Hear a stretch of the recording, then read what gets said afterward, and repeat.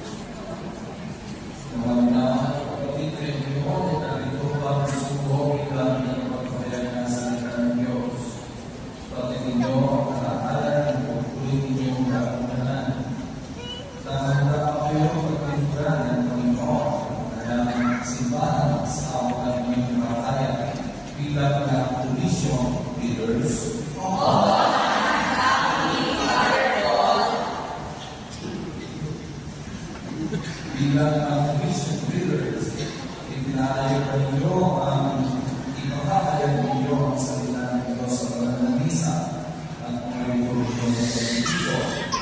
Tungkol ninyong masahin ang salita ng Diyos. Itasin ang salmo, paguluhan ang lalaki ng mayan, tabayan ang pakikihok ng mga malang pantay. Nakanda ko kayong gawin ang mga nakakit na tungkol ito.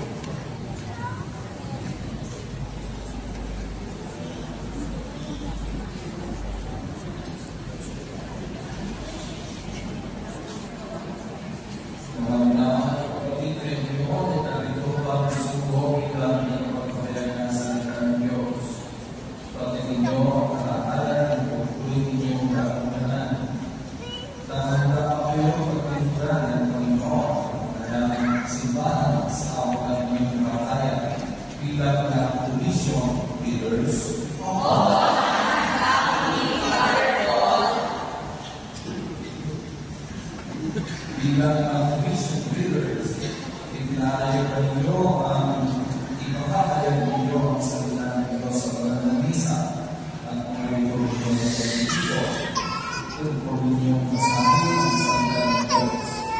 Itasin ang salmo, paguluhan ang lalaki ng mayan, tabayan ang pakikihok ng mga malang pantay. Nakanda ko kayong gawin ang mga nakakit na tungkol ito.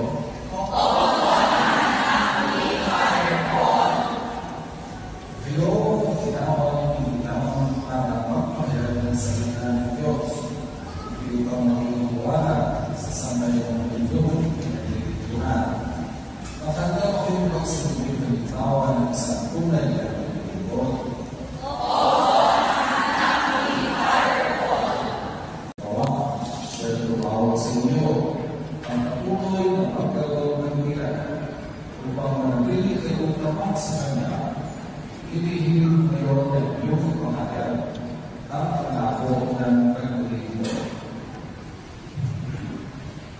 Sabay-sabay.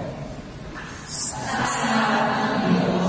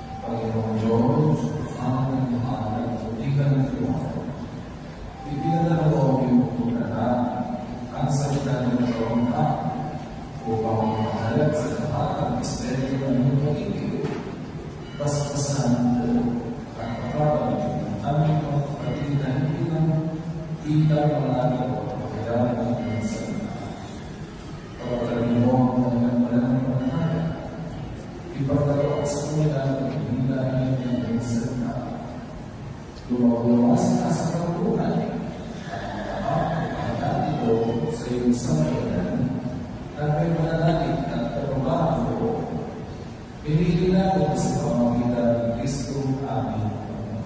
Amen.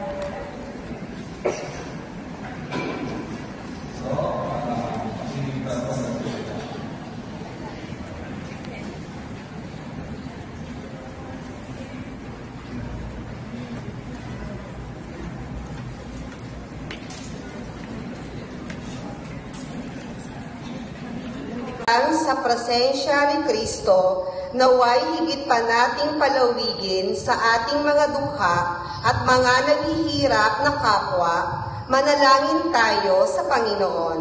Panginoon, tigin mo ang aming panalangin. Ang mga may sakit, naway pagkalooban ng lakas at pag-asa, manalangin tayo sa Panginoon.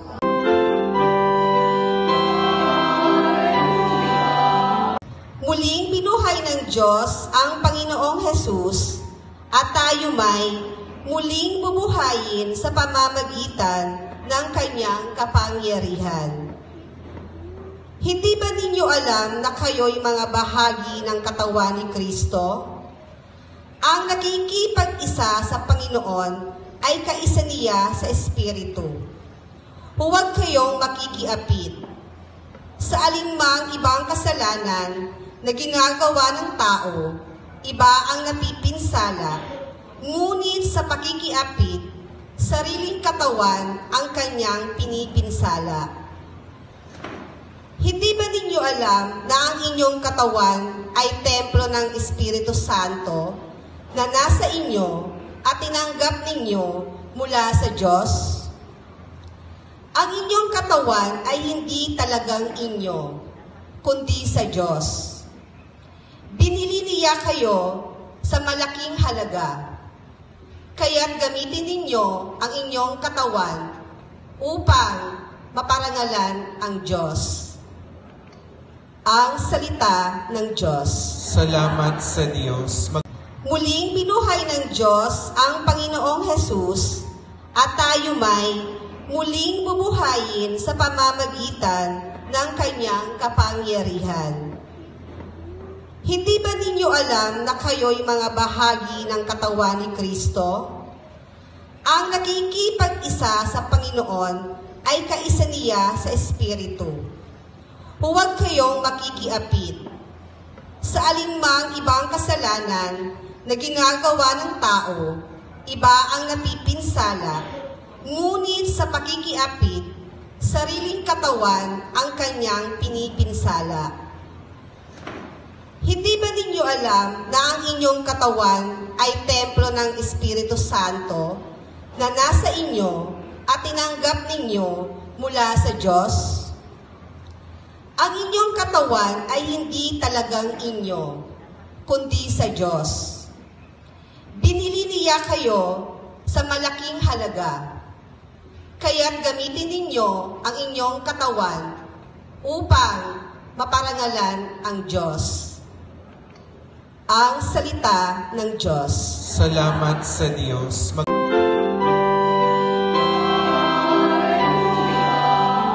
Pagbasa mula sa aklat ni Propeta Jeremias. Ang sabi ng mga tao, iligpit na natin si Jeremias. May mga saserdote namang magtuturo sa atin, mga pantas na magpapayo at mga propeta magpapahayag ng salita ng Diyos. Isakdal natin siya at huwag na nating pakinggan ang mga sinasabi niya. Kaya't nanalangin si Jeremias, Panginoon, pakinggan mo ang aking dalangin, batid mo ang binabalak ng mga kaaway ko. Ang kabayaran ba ng kabutihan ay kasamaan? Ano't naghanda sila ng hukay upang ako'y mabitag? Natatandaan mo kung paano ko sila idinalangin sa iyo upang huwag mong ipalasap sa kanila ang iyong puot. Ang salita ng Diyos. Salamat sa Diyos.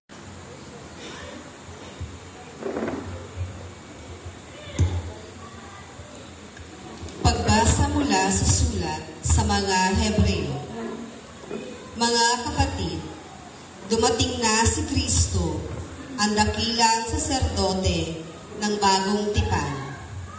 Siya ay naglilingkod doon sa sambahang lalong dakila at walang katulad, hindi ginawa ng tao, alalaong bagay, wala sa sanlibutan ito.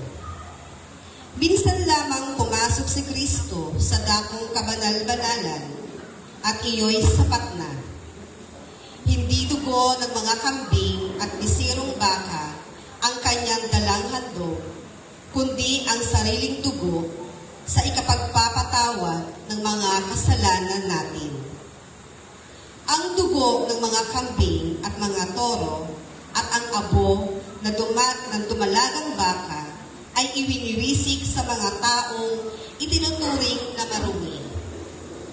Sa gayon, sila'y nagiging malinis ayon sa kautusan. Ngunit higit na dihamak ang magagawa ng dugo ni Kristo. Sa pamamagitan ng walang hanggang Espiritu, ay inialay niya sa Diyos ang kanyang sarili na walang kapintasan. Ang kanyang dugo ang lumilinis sa ating puso't isip upang talikdanan natin ang mga gawang walang kabuluhan at paglingkuran ang Diyos na buhay. Ang salita ng Diyos. Salamat sa Diyos. Ay ibibilang ng patay. Namatay siya para sa lahat upang ang mga nabubuhay ngayon ay huwag nang mabuhay para sa sarili, kundi para kay Kristo na namatay at muling nabuhay para sa kanila. Kaya ngayon, ang pagtingin namin kanino man ay hindi na batay sa sukatan ng tao. Noong unay, gayon ang aming pagkakilala kay Kristo, ngunit ngayon hindi na. Kaya't ang sinumang nakipag-isa kay Kristo ay isa ng bagong nilalang. Wala na ang dating pagkatao, siya'y bago na. Ang salita ng Diyos. Salamat sa Diyos. Magsitayo po.